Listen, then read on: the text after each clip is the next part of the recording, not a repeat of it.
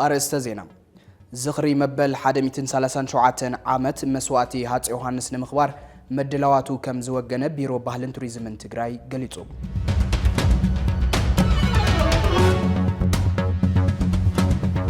بورد مرت إثيوبيا مزجوا مرتي إسران شمونتن لكاتيت كجمر مخانو تحبيرو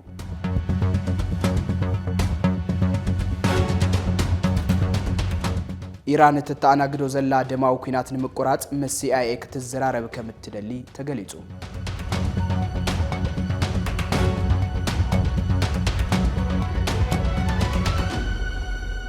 أزي أقلقلوت فنوات غراي TBS تلفزيونيو سلام تعني حبلي كبراتن كبرانن كاب TBS TV زفنو زينا بالرخل لمون كم وترو اواناوي حبريتاتات حيزو قريب لهم نلومي لكاتيت إسران شدشتن كلتشحن 10 عامة مردما اب زتفلالي عودتات زدهبو حدش تفصامتات حيزنا لكم قريبنا لنا انا ناتنا الفلقه حبيركم كصنحي فلما ملختي اقلقلوت فنوات غراي تخاتيلنا نملس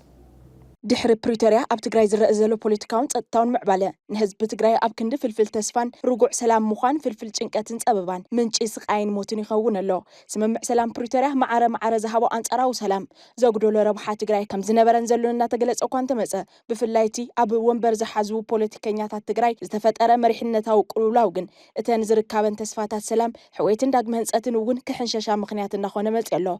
ሕዚ እቲ መሪሕነታዊ ቅልውላው ፍልፍል ሻቅሎትን ቀጻሊ ስጋት ህዝብና ካብ ምዃን ሓሊፉ ንዝውላድን ወላድን ታሪኽ ዝኾነ ህዝቢ ብውሽጢ ግዳይ ዘቤታዊ ሕመቕ ድሕረትን ድንቁርናን ብደገ ድማ ግዳይቲ ናይ ትግራይ መንብርካኽ ክርእ ዝምነ ሓይሊ ናብ ዝገብር ሓደገኛ ብሄራዊ ተቓላዓይነት ካብ ዝሰጋገር ውዕል ሕድር ኢሉ ኣሎ ይኹን እምበር እቲ ቅድሚ ዘበናዊ ዓለም ሃገረ መንግስቲ ሃኒፁ ብስልጡን ሕብረተሰባዊ ባላ መንግስቲ ነደወ ቢሉ ዝነበረ ህዝቢ ሕዚ ዕፁ ብኢድ ዘይ መንግስታውያን ሓይልታት ማለት እውን ነንስቴት ኣክተርስ ክውሰን ናብ ዝገበር ዕሩይ ድሑር ፖለቲካዊ መድረኽ እንተኣቱ ይረአ ኣሎ TBS እዚ ኣብ መሪሕነት ትግራይ ብሓፈሻ ኣብ መራሕቲ ውድብ ሕወሓት ድማ ብፍላይ ዝተፈጠረ ክፍጠር ዘይነበሮ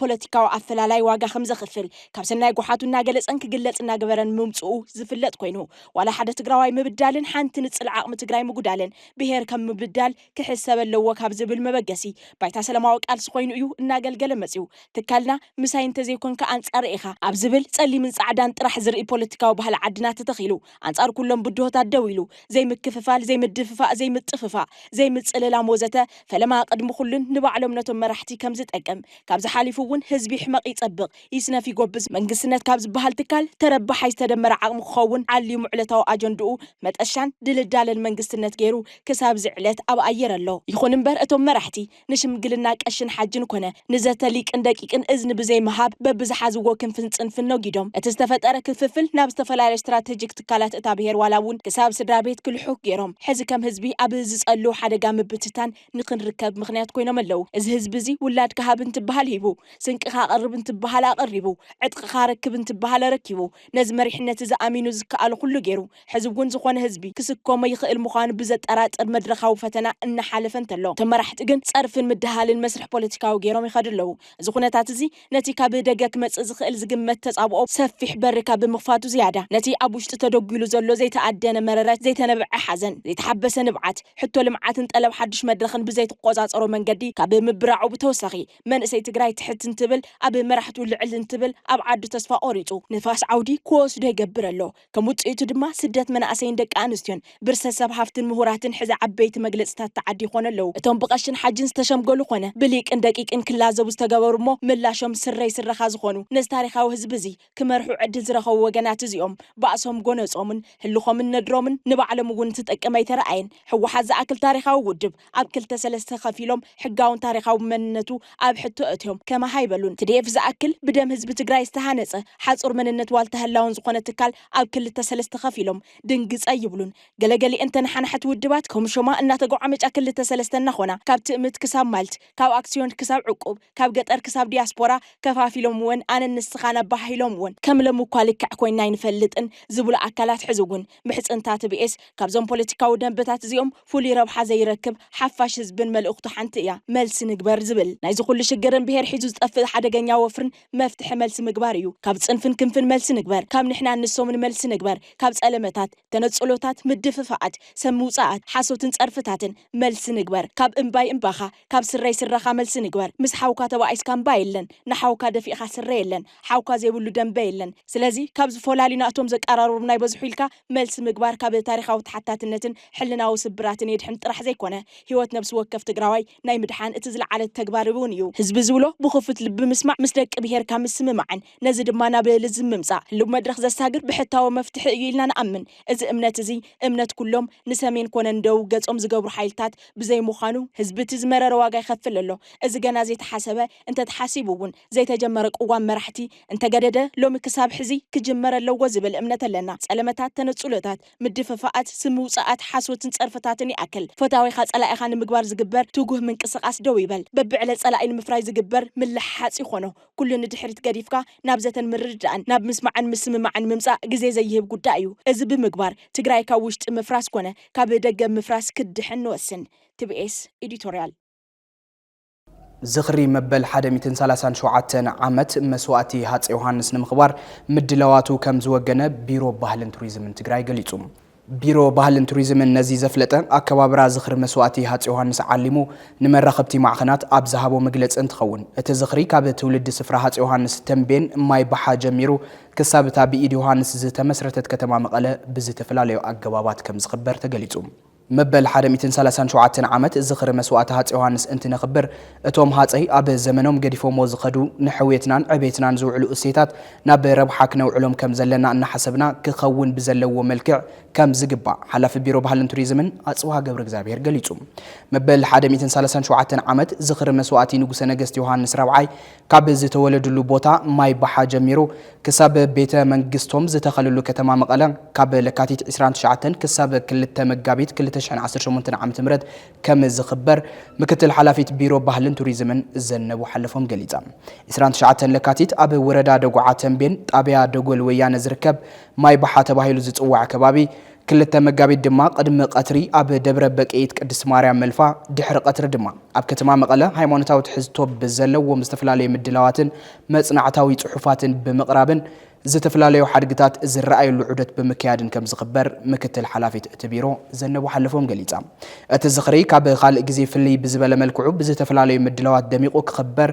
ምስ ዝተፈላላዩ ውዳበታትን ማሕበራትን ብምርድዳእ ምድላዋት ከም ዝተወገኑ እታ ምክትል ሓላፊት ቢሮ ገሊጻ ማሕዳሪ ወረዳ ደጉዓ ተንቤን ገብረ ኪሮስ አረጋው ብግዲኡ ኣብ ቅድስት ማርያም መልፋ ሓድግታት ንጉሰ ነገስት ሃፀይ ዮሃንስ ይዕቀብሉ ቤተ መዘክር ክስራሕ ዝተጀመረ ኣመሓዳሪ ወረዳ ደጉዓ ተንቤን ገብረ ኪሮስ አረጋው ብግዲኡ ኣብ ቅድስት ማርያም መልፋ ሓድግታት ንጉሰ ነገስት ሃፀይ ዮሃንስ ዝዕቀብሉ ቤተ መዘክር ክስራሕ ዝተጀመረ ምንቅስቓስ ከም ዘሎ ብምሕባር ኣብ ማይ ባሓን መልፋን ንዝኽበር መበል 137 ዓመት ዝኽሪ ሃፀይ ዮሃንስ ደሚቑ ክውዕል ዝኽእልዎ ከም ዝገብር ገሊጹ ሙሓስ ሰላም ትግራይ ብጸጋም ይኹን ብየማን ብዝግበር ፖለቲካዊ ዝምድናታት ዘይኮነስ ኣብ ትግራይን ኣብ መንጎ ደቂ ትግራይን ብዝህሉ መንግስትነት ትግራይ ዘጎልብት ብሄራዊ ዕማም ከም ዝፍጠር TBS ካብ እዋን ምስረቱ ጀሚሩ ብተኸታታልነት ዝሰርሓሉ አጀንዳ እዩ ማእኸል ዘይፈጠረን መንግስትነት ዘይጽንዓን ህዝቢ ፖለቲከኛታቱ ምስ ዝኾነ ግዳማዊ ሓይል ብዝፈጥርዎ ጽምዶ ከም ዘይድሕን እውን ኣብ ዕለታዊ መደባትና ትኹረት ሂብናዮ ዝመጻና ዛዕባ እዩ ተሓጋዚ ፕሮፌሰር ገላውዲዮስ አርአያ ኣብ ሕቡራት አሜሪካ ኣብ ኒውዮርክ ብሮንክስ ኣብ ዝርከብ ዩኒቨርሲቲ ፕሬዚደንት ኢንስቲትዩት ልምዓትን መጽናዕታዊ ትምህርትን አፍሪካ ኮይኑ ዝሰርሕ ትግራዋይ ምሁር እዩ ፕሮፌሰር ገላውዲዮስ አርአያ እቲ ድሕሪ ፕሪቶሪያ ዝተረኣየን ጽምዶ ብዝብል ስያመ ዝፍለጥን ካብ እዋን ናብ እዋን ዓበይ ዝኽይድ ዘሎ ምንቅስቓስ ኣመልኪቱ ዝሃቦ ርእይቶ ንሎሚ ኣብ ክፍሊ ፖለቲካ ዜናና ኣቕሪብናዮ ኣለና ተኸታቲልና ንመለስ እዚ ዕርቂ ሰላም ዝበሃል ዘሎ ኣነ ክሪኦ ሰላም ኣነ ንባዕለይ ተመጎት ኩሉ እዩ ግን በይናይ መልክዕ ክመጽእ ሰላም ህዝቢ ትግራይ ፍትሒ ከይረኸበ እቲ ኣብ ዶብ ሒዞሞ ዘለዉ መሬት ትግራይ ከይለቐቑ ሻዕብያ ስልከ ህርድግ ኢልካ ኣብ ዕርቂ ተኣቱን ኢኻ ካልኣይ ነገር ፅንተት ዘምፃልካ ሓይሊ ተመልክዕ ከተኣምኖ ዝበሃል ኣረኣያ ኣለና ኣነ ብናተይ ኣረኣያ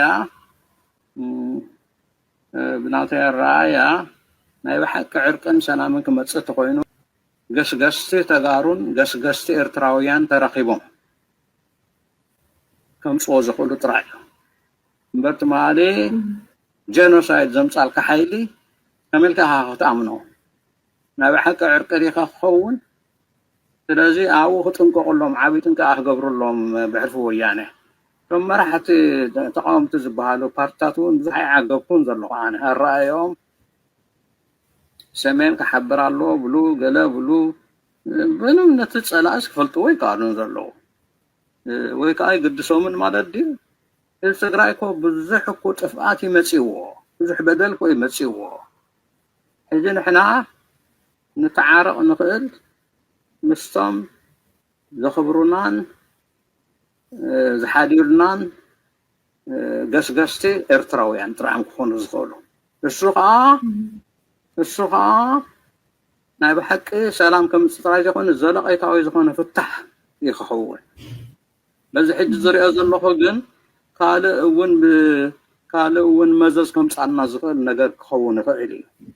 እቶም ወያነ እውን ክጥንቀቑሎም ምክንያቱ ተጠቂምካ ምድርባይ ዝበሃል ነገር ተለምደ እዩ ኣብ ቅርኒ ኣፍሪካ ተጠቂሞም ክድርብይዎም ይኽእሉ እዮም ዓሻ በጊዕሲ ምስ ተኾላ ምሕዝነት ይፈጥር ተኾላ ከዓ ንዑ መሲሉ يأتو موك أسير خا يبلعه ناطف أتخيل الله خمالش عبيت إنك عايز حتتي دحرك مس سنتت زمسالكا إرترا تعرق كونكا مس سنتت زمسالكا 4 كيلو دادي تعرق نمنتاي زونه كذا تحتاتي نبعلو زي سؤالك خورخا مرشا بورد دربيمنا وتسمنا الكا يكون كان سايت قبل ويانا نفدرال منقسي معراب تدراي حتى ملصا كما زاولتو حزبنا دما بحات كم مليون العدد زلو ملسرنا او نتعرقنا مصح كبرو مخالو نيرو اجبن صلكا وعزوها تقليلكا مزي كونه تعامل زي تخيل اما كندي جنوسايد زمصالكا مريتكا حيزوها خوفيلو زلو حيلي ختصرارب زلها ስለዚህ انا እምነት የብለኝ እንዳው ተንቆቆለውም የዝብል ዘለው አብይትን ካኽገብሩሎም ጽዋዕንጎ ተበኸዩ ሰምዑም ሰብ የለን በመሰረቱ ከም ገሬ ዝሪዮ ዘለኹ ዝሕጂ ዝረብ ዘለለን ቀነ ናይ ዕርቀ ሰላም ዝበሃል ነገር እምበር ሰላም ዳመን ይጸልእ ግን ሁሉ ጊዜ ናይ ፖለቲካ ስርዓት ኣነ ኣዚያ ሁሉ ጊዜ ስምረላ ሁሉ ጊዜ ጸላኢ ናይ ፖለቲካ ስርዓት ዓዲ ሃገር ህዝብ ክኸውን ኣይክእልን ናይ ፖለቲካ ስርዓት ወይ ከጥፋእካዩ ወይ ከልማዓካዩ ሕጂ ዞም ፖለቲካ ስርዓት ዝረኣናዮም ዝዕኑ መዕነውት እዮም እዚ ኩሉ ሽግር ተፈጠረ ዝኩሉ ኮይናት ከዓ ነዚ ምክንያት እቲ ናይ ብሓቂ ሰላም ክመጽእ ዘለኣይታ ዘለዎ ሰላም ክመጽእ ዝበልኩ ዓንተ ወይ እቶም ገስገስቲ ኤርትራውያንን ገስገስቲ ተጋሩን ጥምረት ክፈጥሩ ኣለዎም ጥምረት ፈጢሮም ከዓ ነቲ ዘሎ ሕጂ ስርዓት ዝትክእሉ መገዲ ክፍጠር ኣለዎ ሽዑ ጥራይ ናብ ሓቂ ሰላም ክመጽእ ዝኽእል ቦርድ መረጻ ኢትዮጵያ ምዝገባ መረጽቲ 28 ለካቲት ክጅምር ምዃኑ ገሊጹ ሃገራዊ ቦርድ መረጻ ኢትዮጵያ ንሻብዓይ ሓፈሻዊ መረጻ ምዝገባ መረጽቲ ካብ ቀዳም 28 ለካቲት 2018 ዓመተ ምህረት ከም ዝጅምር ኣፍሊጡ ኸብላ መራኸብቲ ማዕኸናት ኢትዮጵያ ይገልጽ ኣለዋ እቲ ምዝገባ ብዲጂታል ከምኡውን በኣካል ኣብ ናቁጣታት መረጻ ከም ዝፍጸም ይግለጽ ዘለኳ እንተኾነ ኣብ ትግራይ መረጻ ንምክያድ ዝከኣል ተመዛበልቲ ናብ መረበቶም እንትምለሱ ምዃኑ ንሕወሓት ሓዊሱ ብብርክት ዝበላ ውድባት ነጸጋይ በጽሕሎም ኣብቲ መረጻ ክሳተፉ ዝደልዩ ዜጋታት በቲ ቦርድ ዝተዳለወ ሓዱሽ ዲጂታላዊ ኣገልግሎት ተጠቒሞም ወይ ድማ ኣብ ናቁጣታት መረጻ ብምስታፍ ክምዝገቡ ከም ዝግባእ በኣዶ መንበር ቦርድ መረጻ ሜላት ወርቂ ሃይሉ ኣቢሉ ዝተገለጸ እንትኾን እቲ ቦርድ ኣብ ዝሓለፈ ሰሙን 5 ከባብታት ትግራይ ብቐጥታ ናብ ቤት ምክሪ ፌደራል ክመርጻ ውሳነ ምምሕላፉን ኣብ ተጋሩ ሓያል ቁጥዕ ምፍጣሩን ይዝከር ነዚ ዲጂታላዊ አገልግሎት ክጥቀሙ ዘይኽእሉ ከም ልሙድ ኣብ ናቁጣታት መረፃ ብምስታፍ ክምዝገቡ ከም ዝኽእሉ እውን ተገሊጹሎም ንውሳነ ቦርድ መረፃ ስዒቡ ውድብ ዲሞክራሲያዊ ስምረት ትግራይ ክሲ ብምምስራቱ ዝፍለጥ ኮይኑ ትማሊ ኣብ ዝወዓለ ቤት ፍርዲ ፕሬዝደንት ውድብ ስምረት ጌታቸው ረዳ ኣብ ዝተረኸብሉ እቲ ጉዳይ ከም ዝተርኣየ ዝረኸብናዮ ሓበሬታ መላኺቱ ብምዃኑ ድማ ነቲ ጥሕሰት ሕገ መንግስቲ ኣለዎ ዝተባሃለሉ ውሳነ ዳግም ንምርኣይ ንቐጻሊ ሰሙን ካልእ ቆፀራ ከም ዝተውሃቦ ተፈሊጡ ጉዳይ ግዛእታዊ መሬት ትግራይ ሕገ መንግስታውን ፖለቲካዊ ውሳነን ዘድልዮ ዳ እምበር ናብ ቤት ፍርዲ ኸይዱ ብዳይና ዝርአን ብፍርዲ ዝውዳእን ኣይኮነን ዝብሉ ድምፅታት ዝተሰምዐ እንትኾን ቲቢኤስ ነቲ ውሳነ ብሄራዊ ሓደጋ ከም ዝበሎ ዝዝከር እዩ ትግራይ ካብ አጀንዳታት ውጥጥ ወፅያ ናብ ዝግባኣ ዝምጥናን ግዜ ዘይህብን ጉዳይ ክትምለስ ኣለዋ ዝብል ርእይቶ ኣብ ዝተፈላለዩ መድረኻት ብተደጋጋሚ ይግለጽ ሕዚ እውን ቀንዲ ብሄራዊ ዋኒን ህዝቢ ትግራይ ተመዛበልቲ ብውሕስ መገዲ ክምለሱ ምግባርን ግዝኣታዊ ሓድነት ህዝቢ ትግራይ ምርጋፅን ክኸውን ይግባእ ዝብል ርእይቶ ብሄራውያን ብምኽንያት ፖለቲከኛታት ንየነዘን እቲ ዝዓበየ አጀንዳ ክኸውን ኣይተረኣየን ኣይኮነን ተፈላሊኻን ስምና ተሸላለምካን ሓቢርካን ሰሚርካን እውን ክዕወት ዝኸብድ ዕዮ ገዛዛ ብሄር ኩሉ ትግራዋይ ልሂቕ መልሲ ኩራን ነድርን ናብ መሰረታዊ ሕቶታት ዓዱ ከቕንዕ ፃውዒትን ምሕፅንታን ይቐርብ ኣሎ ቲቢኤስ ቲቪ ብሄራዊ አጀንዳ ህዝቢ ትግራይ ኣብዞም ዛዕባታት እዚኦም ክኸውን ብርክት ዝበሉ ምድላዋት ዘሰናድእ እንትኾን ንሎሚ ናይ ገሊኦም ቁንጣር ትሕዝቶ ከም ዝስዕብ ክነካፍለኩም ጠቕላላ ኣብ ትግራይ ሰላም ክርከብ ድሕሪ ኮይኑ ከም ናትና ከም ሲቪል ማሕበረሰብ ወልቃይት ድልየት ወይ ድማ መፍትሕ ኣለዎ ኢልና እንወስደ መንገዲ ተኣዩ ኣብ ትግራይ ዘተ ማእኸል ዝገበረ ምትሕቑቃፍ ክህሉ ኣለዎ ኢልና ንብል ዘተ ማእኸል ዝገበረ ምትእኽኻብ ክህሉ ኣለዎ ኢና ንብል ምክንያቱ ሓቆፋይ ዝኾነ ህዝባዊ ኣሳታፊ ዝኾነ መንግስቲ ተጣይሹ ንኹሉ ብማዕረ ዝርኢ ንኣፈላላይ ኣተኣናጊዱ ኣፈላላይ ከም ኣፈላላይ ኣተኣናጊዱ ግን ድማ ገዛኢ ዝኾነ ሓሳብ እንዳወሰደ እቲ ብሄር ክቕፅል እቲ ሰላም ክዓቢ ክዓሙቕ ካልኦት ኩሉ መዳይ ምዕባለ ናይ ትግራይ ንክረጋገጽ ኣብ ምስራሕ ሕጂ ሁኔታ እንኳ መፍትሒ ዘተ ማእኸል ዝገበረ ወይ ድማ ልዝብ ማእኸል ዝገበረ ምትእኽኻብን ምትሕቑቃፍን ክህሉ ኣለዎ ኢልና ንኣምን ስለዚ እዚኣ ተፈላመይቲ ክትግበር ትኽእል ኣብ ትግራይ ኩሉ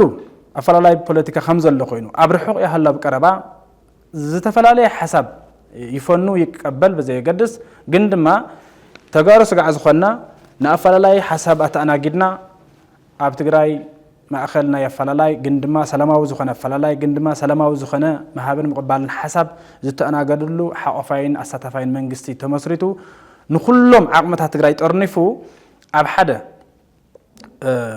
ይህን ሚህን ክበሃል ብምግባር ኣማራፅታት ሓሳብ ተቐቢሉ ነቲ ዝሓሸ ኣማራፂ ሓሳብ ዝበሃል ተገዚኡ ትግራይ ናብ መንገዲ ልምዓት ትግራይ ናብ መንገዲ ሰላም ትግራይ ናብ መንገዲ ምዕባልን ዕቤትን ዝውስድ ኣካይዳት ዝኸይድ ንብል ስለዚ እዚ ክግበር ተኾይኑ ከዓ ኩሎም ኣማራፅታት ናይ ሰላም ዝበሃሉ መንገድታት ኩሎም ክንኳሕኩሕ ኣለዎም ኢልና ንኣምን ሰባት ኩሉ ግዜ ብተፈጥሮኦም ናይ ኣውሬ ባህሪ ናይ ሓይሊ ባህሪ ዝሓዙ ሰባት ኣለዉ ብተፈጥሮኦም ድማ ናይ ሰብ ባህሪ ዝሓዙ ኣለዉ እቶም ናይ ሰብ ባህሪ ዝሓዙ ሃም ትኸድንሎ ዘለ ብሰላማዊ ብህጋዊ መንገዲ ብዲሞክራሲያዊ መንገዲ ክቃለሱ ልደልዮ እቲ ተፈጥራዊ ኣውሬ ዝኾነ ኣተሓሳስባ ሒዙ ዝተፈጠረ ሰብ ድማ ብሓይሊ ጉልበት ብጦርነት ክኸድ ይልደሊ ስለዚ እቲ ብሓይሊ ብጦርነት ብናይ ኣውሬ መንገዲ ክኸድ እየ ዝብል ዘሎ ሓይሊ ኾነካ ኢና ንብል ግበር ኾነካ ኣያኸደካይ ካኸደካስ ኣይኽእል ኩሉ ግዜ ንዕሸ ኩሉ ግዜ ኣይንሞት ናይ ጦርነት ጀግንነት የውሊ በፍጹም ሰብ ምቕታል ንብረት ምውዳብ ጀግንነት ይኹን ጀግንነት ማ ናይ ልምዓት ትናይ መጀመር ዛዕድ እዚኣ ክኸሻብ ዘኽሲ ኣብ ልመና ኮይለ ኣብ ድኽነት ኮ ኣይደላ ትህዝቢ ክሳእ ይደሊ መጀመርያ ህዝቢ ደሊ ኮ ኸዝኮ ጦርነት ይኹን ትህዝቢ ከዝደሊ ኮ እንጀራ ኮ ትህዝቢ ከዝደሊ ኮ ሰላም ኮ ይደሊ ሰላም ኮ ይደሊ ልምዓት ኮ ይደሊ ዲሞክራሲያዊ ስርዓት ይደሊ ኣምባገነናዊ ስርዓት ክወድቀሉ ይደሊ ዲሞክራሲያዊ ስርዓት ክሰፍነሉ ይደሊ ልምዓት ካብ ድኽነት ክላቐቅ ክናገፍ ይደሊ ናይ ህዝቢ ደሊ ዜኒ ግን ሃምቲ ሓንተ ወዘርካ ሓያላት ሰብ ጉልበት ናይ ኣውሬ ባህሪ ሒዞም ዝመፁ ሰባት ግን ላብዚ ለይ እንደልዮ መንገዲ ይገንሕዎም ኣለዉ ላብዚ ለይ እንደልዮ መንገዲ ስለዚ ህዝብና ንቓሕ እምቢ ይበል እምቢ ልጦርነት እምቢ ልኹናት በል ስለዚ ህዝቢ ትግራይ እኮ ሰላም ተረኺቡ እኮ መራሒ እኮ እዩ ሰላም ይዝደሊ በቃ ሰላም ይዝደሊ እምበር ግድን ኣብቲ ዓበይቲ ስልጣናት ዘለዋ ኩጢት ስለ ዝበለ ፍሉይ ጥቕሚ ይረክብ ኢለ ኣይኣምንን ኣይረክብን ርኢና ይኮይና ብዙሕ ዓመታት ቆሪና ኢና ተወፅእ ዕዳ እምበር ምንም ዝረኸቦ ነገር የለን ሰባትና ብስልጣን ስለዝነበሩ ማለት እዩ ስለዚ ህዝቢ ትግራይ ፃዕረኛ ስለዝኾነ ምስ ዝኾነ ህዝቢ ተሳኒዩ ዝሰርሕ ስለዝኾነ ውፅኢታዊ ስለዝኾነ ሰላም እንድሕር ዳኣ ረኺቡ ኮይኑ እቶ ውፃእ እንድሕር ዳኣ ሃልዩ ኮይኑ ናብ ብራኽኡ ክምለስ ይኽእል እዩ ምክንያቱ ስራሕ ይኽእል እዩ ካልኦት ከባብታት ምስ ዝሰርሑ ህዝብታት ድማ ህዝቢ ትግራይ ስራሕ ከም ዝኽእል ይፈልጡ እዮም ምስ ህዝቢ ትግራይ ክሰርሑ ይደልዩ እዮም ይሰርሑ እውን እዮም ስለዚ እዚኣ ኢና እንደሊ እምበር ዝተፈላለዩ ምክንያታት ናፈጠርካ ነቶም ውግእ ክገብሩልካ ዝደልዩ ምክንያት ክኾኖም ሓደ ሓደ ሽግራት ናፈጠርካ እሞ ንሳቶም ከዓ ክጎብጡና ከምዚ ምግባዝ ዓይነት ትእንግዶም ሕዝስ መረፃ ይካየድን በልና ምሳሌ አይ መረፃ ከካይድ ዝደሊ ህዝቢ ስለ ዘሎ ኣቲ ከማርፆ ኢሉ ጠመንጃ ሒዙ ተመፀት ኣይትብል ዓዱ እያ ሃገሩ እዩ ካምቦ ኣለዎ ኣብ ትግራይ ካምቦታት ኣለዎ ስለዚ ረፅሚ ዳግም ረፅሚ ዝመፅእ ግን መረፃ ተካይድ ኣብ ዘለኻይ ዓሪፍካ ተቐመጥ ዓሪፍ ይቕመጥ ደቡብ አፍሪካ ኣብ ማእኸላይ ምብራቅ ዝረአ ዘሎ ግጭት ጠጠው ንኸበልን ኣፈላላያት ብልዝብ ክፍታሕን ፃውዒት ኣቕሪባ ፕሬዚደንት ደቡብ አፍሪካ ሲሪል ራማፎሳ ሃገሩ ኣብ ማእኸላይ ምብራቅ እናተጋደደ ዝኽይድ ዘሎ ግጭት ክትሽምግል ድልውቲ ምዃና ኣብ ዝገለጸሉ ቃል ፕሪቶርያ ነቲ ግጭት ንምህዳእን ተኽሲ ደው ንኸበልን ዘለዋ ቀርብነት ኣረጋጊጹ መግለፂ እቲ ፕሬዚደንት ዝኾነ ይኹን ዘይምርዳእ ብዘተ ምፍታሕ ኩሉ ግዜ እቲ ዝበለፀን ዝምጥንን መገዲ ምዃኑ የብርህ ራማፎሳ ኣብዚ እዋን እዚ ኣብ ማእኸላይ ምብራቅ ዝፍጸም ዘሎ መጥቃዕታት ኣዝዩ ከቢድን ሓደገኛን ምዃኑ ብምጥቃስ እቲ ኩናት ካብ ዞባ ማእኸላይ ምብራቅ ናብ ካልእ ከባብታት ክዝርጋሕ ከም ዝኽእል ስክፍትኡ ገሊጹ ኣሎ ስለዝኾነ ድማ መራሕቲ ዞባታት ንድሕነት ኩሉ ሰላማዊ ህዝቢ ቀዳምነት ሂቦም ክሰርሑ ኣብ ዝሃቡ ዕላው መግለፂ ጠቒሱሎም ካብ ዜና ወፃኢ ኢራን እትተኣናግዶ ዘላ ደማዊ ኩናት ንምቁራጽ ምስ CIA ክትዘራረብ ከም እትደሊ ተገሊጹ ድሕሪ መቕተልቲ ፍጹማዊ መራሒ ኢራን አያቶላ አሊ ኻሜኒ ዝተሰምዐ ተስፋ ልዝብ ከም ዘመላኽቶ ኣባላት ሚኒስትሪ ስለያን ጸጥታን ኢራን ብዛዕባ ተኽሲ ደው ምባል ምስ ማእኸላይ ስለያ ኤጀንሲ ኣሜሪካ ማለት እውን CIA ክዛተዩ ድሌት ኣለዎም ክብል ዝጸብጸበ ኒውዮርክ ታይምስ እዩ እቲ ዘይተጸበናዮ ጻውዒት ብናይ ሓንቲ ስማ ዘይተጠቕሰት ትካል ስለያ ሃገር ከም ዝተገብረን ነዚ ጉዳይ ዝፈልጡ ሰበስልጣን ማእኸላይ ምብራቕን ምዕራባውያንን ከም ዝገለጹ እቲ ጸብጻብ ኣመላኺቱሎም ሰብ መዚ ዋሽንግተን ኢራን ወይ ምምሕዳር ትራምፕ ነቲ ኩናት ንምቁራጽ መስርሕ ሰላም ንምጅማር ድለዋት ምዃኖም ይገልጹ ከም ዘለው ይግለጹ እኳ እንተሃለዉ ኣብዚ ዛዕባ ግና ዋይት ሃውስን CIAን ርእይቶ ከም ዘይሃቡ ተፈሊጡሎም ኣምባሳደር ኢራን ኣብ ሕቡራት ሃገራት ካብ ጄኔቫ ኣብ ዝሃቦ መግለጺ ኣሜሪካን እስራኤልን ድሕርቲ ኣብ ልዕሊ ሃገረን ዝተፈጸመ መጥቃዕቲ ምስ ኣሜሪካ ዝኾነ ይኹን ዝርርብ ከም ዘይነጸጋ ተዛሪቡ እዚ ድማ ድሕሪ ውግእን ህልቂትን ናብ ዝግበር ጉዕዞ ልዝብ ከም መባእታ ዝውሰድ ኮይኑሎ ፕሬዚደንት ዶናልድ ትራምፕ ብወገኑ ሃገሩ ምስ ቴህራን ክትዘራረብ ድሌት ከም ዘለዋ እኳ እንተገለጸ ሕዚ ግና ወታደራዊ ስጉምቲ ከም መፍትሕ ዝወሰደ እዩ ዝመስል ኣሜሪካ ኣንጻር ኢራን እትገብሮ ዘላ ወታደራዊ ጎስጓስ ኣብ ዝሐየለትሉ እዋን እቲ ምስጢራዊ ስለያ ማሕበረሰብ ናብ ሓቀኛ ዝርርብ ሰላም ከብጽሕ ድዩ ኣየብጽሕን ዝብል ሕቶ ርእሰ ጉዳይ ደለይቲ ሰላም ኮይኑ ይቕጽል ኣሎ ኣብ መወዳእታ ዜና TBS TV ስሩዕ ፈነወ ካብ ዝጀመረ ልእዋን ፈሊሙ በቦርሑ ፍሉይ ናይ ትኹረት ኣንፈትና ነጸረ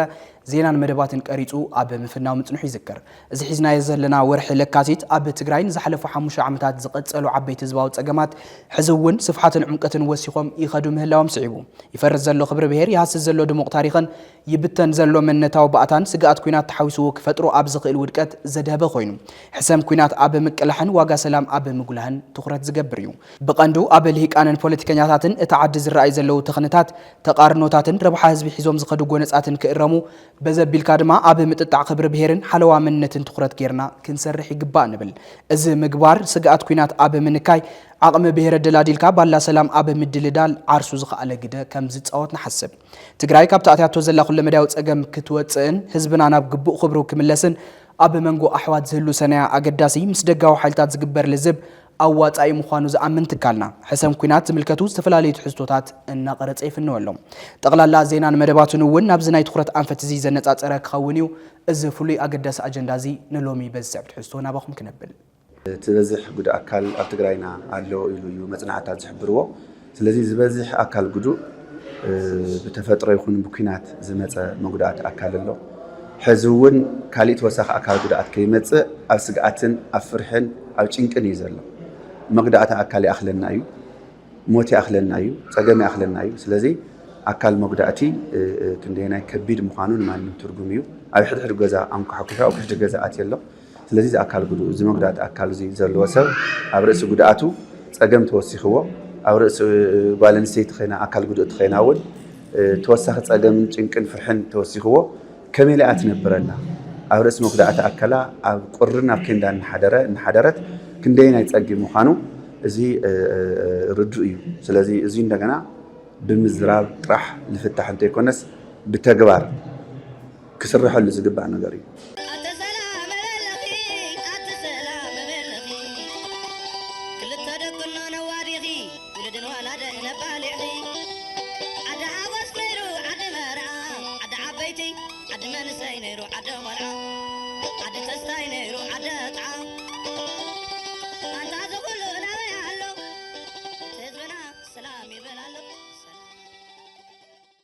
ክቡራትን ክቡራንን ንሎሚ ዘዳለናዮም ዜናታት ኣብዚ ኸንቢትና ኣለና ምስ ዜናታት ሰዓት ሓቢረኩም ፀናሕኩናትና ይልፈለቀ ነይረ ሕዚ ድማ ምስ ዝተረፉ ምድላዋት ቲቢኤስ ቴሌቪዥን ሰናይ ጻልሒት ክኾነልኩም ይምነ ሰላም